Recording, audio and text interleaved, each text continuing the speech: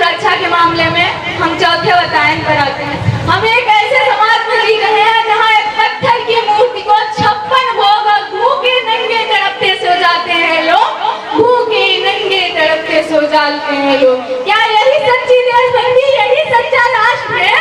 क्या यही सच्ची देशभक्ति, यही सच्चा राष्ट्र है कि न सरकार मेरी है न रोग मेरा है, न सरकार मेरी है न रोग मेरा है, बस इतना सा बड़ा नाम मेरा है।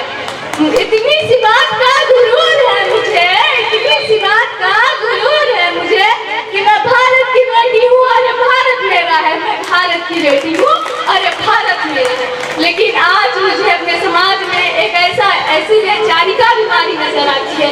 कहा जाता है कि दुनिया के सबसे बड़े लोकतंत्र है, जहाँ हिंदू भी पैदा होता है, मुस्लिम सिख ईसाई भी पैदा होता है, जहाँ हिंदू भी पैदा होता है, मुस्लिम सिख ईसाई भी पैदा होता है, लेकिन बदकिस्मती से एक सच्चा इंसान पैदा नहीं होता, बदकिस्मती से एक सच्चा इंसान पैदा नहीं होता। मेरे विचार में न हिंदू की जरूरत है न मुसलमान की जरूरत है, राष्ट्र निर्माण के लिए एक सच्चे इंसान की जरूरत है, राष्ट्र निर्माण के लिए एक सच्चे इंसान की जरूरत है। अरे जरा सोच कर देखिए, वो पेड़ पौधे शाखाएं भी परेशान हो जाए अगर परिंदे ही हिंदू और मुसलमान हो जाए, अगर परिंदे ही हिंदू और मुसलमान हो जाए। मेरे विचार में राष्ट्र निर्माण तब संभव होगा जब औरतों का अनादर नहीं बल्कि उनकी इज्जत की जाएगी।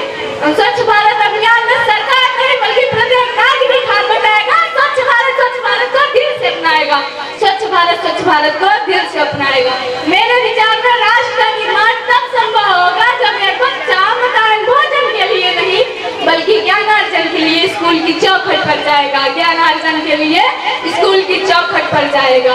और अब मैं सैल्यूट करना चाहूंगी सरहद पर खड़े हर उस जवान को, पुलिस प्रशासन, किसान को और हर उस इंसान को जो अपना काम पूरी मेहनत, श्रद्धा, लगन और ईमानदारी के साथ करता है, जिसके बिना राष्ट्र की कल्पना करना भी असंभव सा लगता है। और